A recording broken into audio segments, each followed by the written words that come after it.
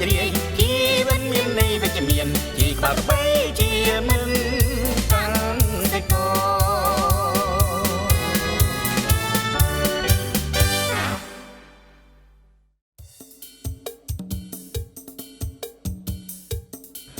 ពេលស្រែឈានដល់ដំណាក់កាលស្រូវចេញផ្កាដល់ស្រូវទុំតើគួរដាក់ជីជំរុញដែរឬទេខ្លឹមសារជាក់ស្ដែងនឹងត្រូវបានអនុសាសនាចារ្យបណ្ឌិតម៉ៃថាន់ហ្វុងណែនាំលម្អិតជម្រាបសួរបងប្អូនប្រជាកសិករនិងទស្សនិកជនដែលកំពុងទស្សនាកម្មវិធីយើងខ្ញុំកំពុងឈរនៅលើវាលស្រែដែលទើបនឹងចេញផ្កាបងប្អូននឹងលើកសំណួរថាតើគួរដាក់ជីបន្ថែមឬអត់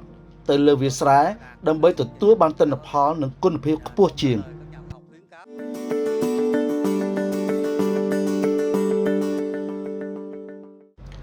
ចម្លើយដែលអ្នកវិទ្យាសាស្ត្រណែនាំគឺរយៈពេលនេះស្រូវកំពុងចេញផ្កានិងកំពុងដាក់គ្រាប់ដូច្នេះបងប្អូនត្រូវតែសកម្មទៅមើលស្រែនិងពិនិត្យមើលការធានាខ្សែទឹកប៉ុន្តែដែលខាតមិនដាក់ជីនៅដំណាក់កាលដែលស្រូវកំពុងលូតលាស់ចេញផ្កា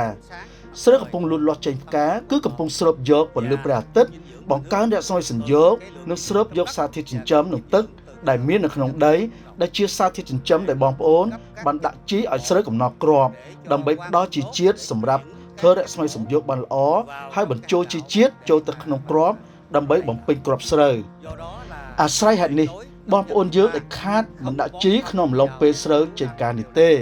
ការដាក់ជីលើស្រូវកំពុងចេញផ្កានេះនឹងរំខានដល់ដំណើរការសរីរវិទ្យានិងការលូតលាស់របស់គ្រាប់នៃដំណាំស្រូវហើយដាក់ជីនៅពេលនេះនឹងធ្វើឲ្យស្លឹកស្រូវកាន់តែខ្ចីល្អហើយបង្កើនសត្វល្អិតកាន់តែច្រើនហេតុដូច្នោះការដាក់ជីក្នុងដំណាក់កាលនេះមិនល្អតតែសោះសម្រាប់ស្រូវកំពុងចេញផ្កាស្រូវកំពុងចេញផ្កាត្រូវការតែទឹកពន្លឺថ្ងៃហើយស្រូបយកសារធាតុចិញ្ចឹមពីក្នុងដីនិងពីជីដែលដាក់នាដំណាក់កាលកំណត់គួរដើម្បីបញ្ចូលទៅក្នុងគ្រាប់ស្រូវសម្ដៅបង្កើនទិន្នផលការយកចិត្តទុកដាក់ដល់បញ្ហាដង្កូវជំងឺយកចិត្តទុកដាក់ដល់បញ្ហាទឹកនិងបញ្ហាសំយោគរស្មីឲ្យបានល្អនោះនឹងជួយឲ្យដើមស្រូវកំណត់គ្រាប់បានឆាប់រហ័សដូច្នេះស្នើបងប្អូនដែលខាតកុំដាក់ជីក្នុងរយៈពេលនេះជាពិសេសការដាក់ជីក្នុងរយៈពេលស្រូវចេញផ្កានេះនឹងមិនទទួលបានប្រសិទ្ធភាពល្អឡើយ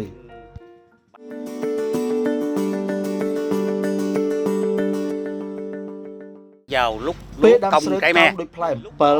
អាស្រ័យទៅលើសភាពជាក់ស្ដែងនៃវាលស្រែបើបីស្លឹកខាងលើនៃដើមស្រូវប្រែពណ៌លឿងគឺមានន័យថាខ្វះជីបន្តិចហើយអញ្ចឹងបងប្អូនយើងអាចដាក់ជីអូរ៉េបន្ថែមប្រមាណ2គីឡូក្រាមលើ1000ម៉ែត្រការ៉េដើម្បីបន្ថែមសារធាតុចិញ្ចឹមឲ្យដើមស្រូវពេលដែលកោងដោយផ្លែអំពិល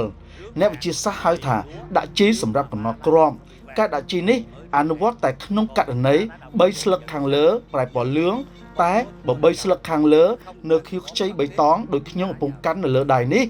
គឺមិនចាំបាច់ដាក់ជីឡើយទោះបីជាស្រូវកំពុងកំណត់គ្រាប់ជូនពរឲ្យបងប្អូនទទួលបានជោគជ័យតើគួរដាក់ជីនៅដំណាក់កាលស្រូវចេញផ្កាដល់ស្រូវទុំឬទេពេលដើមស្រូវចេញផ្កាដល់ពេលស្រូវទុំត្រូវតាមដានជាប្រចាំ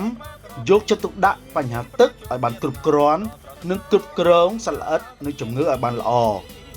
មិនដាក់ជីជាដាច់ខាតនារយៈពេលស្រូវចេញផ្កា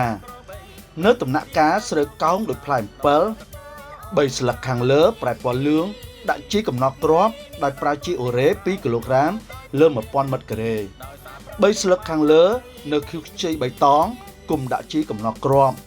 រយៈពេលដាក់ជី20ថ្ងៃមុនប្រមូលផលជាសញ្ញាក្បាលក្របីមិត្តដ៏ស្មោះរបស់ជាកសិករ